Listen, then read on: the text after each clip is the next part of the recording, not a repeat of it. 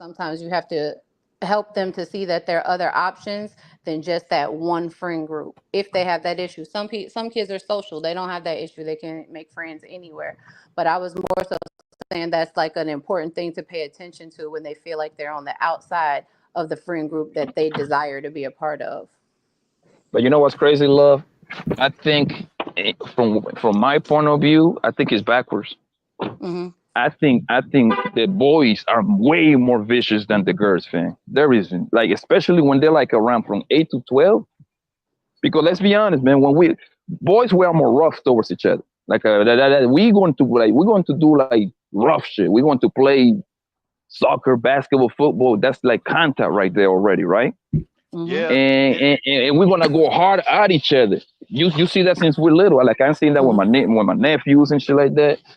And little girls, the way y'all play when y'all little, it's more like a little more like a group activities. You know what I mean? Yeah, Like a playing the a little group. hands and You to factor so in, right?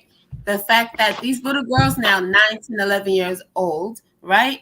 They're starting to menstruate at younger ages at a higher rate than ever before, right? Without all the BS added to it in the history, not going too far back, right? But nowadays, because of all these different things, all these different foods that us as parents, right? Some of us anyway, have allowed these children, now these girls specifically, you guys speak of, why you're saying, oh, they're catty at this age is because now a lot of them at that very young age are menstruating. They're not even 10, they're not even 11. You have to it's remember not this. even it's not even that. It's It just that is they a have part smart ass of it. mouths. Excuse me, just because your child is not, and there's a group of girls acting crazy in the school, um, and all of that other stuff, you have to understand that also plays a major factor in it. These children are having it younger and younger, but whatever. Say what you want, Ella, because you know Oh yeah, I got everything. you. I know. Whatever. Well, let me just say something real quick, LL, real quick, to Love C and Blanco's point, and actually the Happy's point. That goes into we are noticing due to foods and other things that both kids are maturing. Kids are getting 6 foot at 10 and 11. We were just making that assessment earlier, but that goes back into what Love C was saying. You just have to be aware and observant of what your child is doing as much as you can, all the way till they 21 and 25, and then but let them figure it out themselves. You have to instill. It has to be a reoccurrence. It has to be programmed. You don't give a damn about how they feel. But long as I told you the way. You can never say that I never told you, but I'm gonna do my best to program you the right way to observe and be aware of your surroundings and the guidelines that I'm implementing to you in this way of life. Period. So I try to That's tell my true. daughter Period, about the bro. one girl. I try to tell my daughter about the one girl. Like like my baby mom keep forcing them to be together because they play the same sports, they in the same class. So they try to carpool and do it. Like you're forcing them to be together. And my daughter's pretty much saying like the little girl's a piece of shit. Like she bad as fuck. Her real dad, maybe daddy issues or whatever. You know what I'm saying? But it's not even just to other kids, you know what I mean? And little girls, like high key, they be saying some vicious shit. I ain't gonna lie, but I guess she one day I don't know if it was Halloween or one of the Easter, it was Easter, and she drew all over the lockers, all over the desk, all over the floor. And then when the teacher asked who did it, ain't nobody snitched, you know what I mean? But my daughter came home. No, it was old girl. It was her, but she didn't fess up to it and da da da da. Like she just bad as fuck. Like she just I'm not even gonna say I don't know. She's just a badass little girl and going to a Catholic school that I mean the high key said a lot, but I'm not disagreeing with you, Happy. I'm just saying these little girls they this is like for the last three they've been in the same class for the last 3 years, and it's just slick shit. They like to say slick shit to each other. You know what I mean? Like to say mean shit. Just I ain't gonna say bitchy, but it's just Give me the loot. I'm a bad girl. Give me the loot. Give me the loot. I'm a bad girl. Give me the loot. Give me the loot. I'm a bad girl. Romello with the $2. I love when you speak, love C. Hey, appreciate the $2, Romello, man. Hey, Smitty, man. Hey, welcome to the stage. You got anything to say? I want to get you in if you got something to say, brother. Uh, all my right, shit man. cut Nah, out. salute, salute, salute. Can Hey, you hear me Smitty. clear? Yeah, we can hear you. All right, bet. Nah, Yeah, we man. can hear you. Respect to everybody up here. I definitely love the discussion. Because we talking about the children, so I'm with it. I would say this.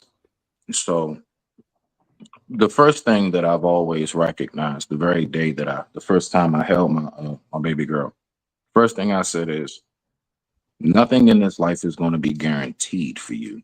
Not even my teachings, right? Me and your mother. And so I go into it with that headspace that, because I hear it's like there's a lot of awesome things being said, but I also still remember they're going to have to step out into the world one day. And so I do believe, yes, for the first, like, at least bare minimum 17 years. I was just talking about this on my show just a few nights ago, how I do believe that we are to instill in them as much as we can, because once they hit that threshold of 18 and up and 21 and all of that, the world's going to give them everything that it has to offer. You at least got the first 17 to implant as much as you possibly can. And in God's will, it'll work out. Now, I'll say this. When it comes to, like, how do you separate them from, like, other children that are like the bad ones or whatever, I would say what my parents did, which was pretty damn helpful. They made sure they kept me in activities that they knew that this is where generally the more, I guess you can say, settled kids, the kids that probably aren't getting into as much. So they had me in different clubs, different activities, sports, and things of that nature. And they made sure I did that, even when I didn't want to. My father knew what it was. He said, nah, because the idle mind is the devil's playground. So he didn't allow me and my siblings to just kind of sit around, always kept us involved in something. And so not only did I build work ethic, teamwork, spirit, the whole nine, my own personal independence and knowing my rank and hierarchy throughout my peers, I also was able to honestly stay away from a lot of the BS. So to drive it home in a nutshell, so I ain't too long-winded, is I do the same thing with my daughter. She's 16 now. And I do recognize as a father that there have been different stages that I've had to elevate and do different tactics when parenting. The same tactics when you can't get no ice cream. She don't care about that now. She can go buy ice cream. You see? So I got to switch up my tactics and how I deliver whatever it is I'm delivering. And definitely I can never be my child's friend, but I can damn sure be friendly. You can come and speak to me, but we will always know exactly who is who and what is what under this roof. And with that being said, I digress. My mic is muted. Rock out.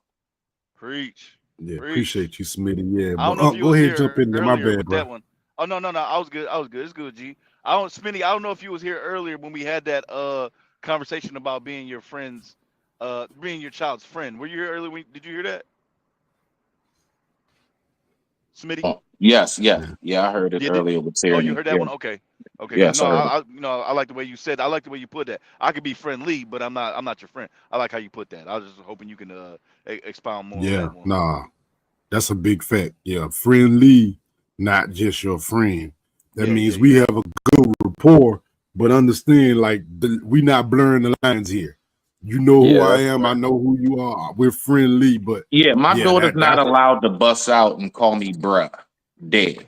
Like, it's just, see, it's boundary to this. It's But level but what I- up, but bro? separation. I mean, I think that's more like that whole friend terminology. I never heard a father saying like my daughter or my son is my best friend. That's more like a mother thing to say. Me and my daughter are best friends. I'm like, what?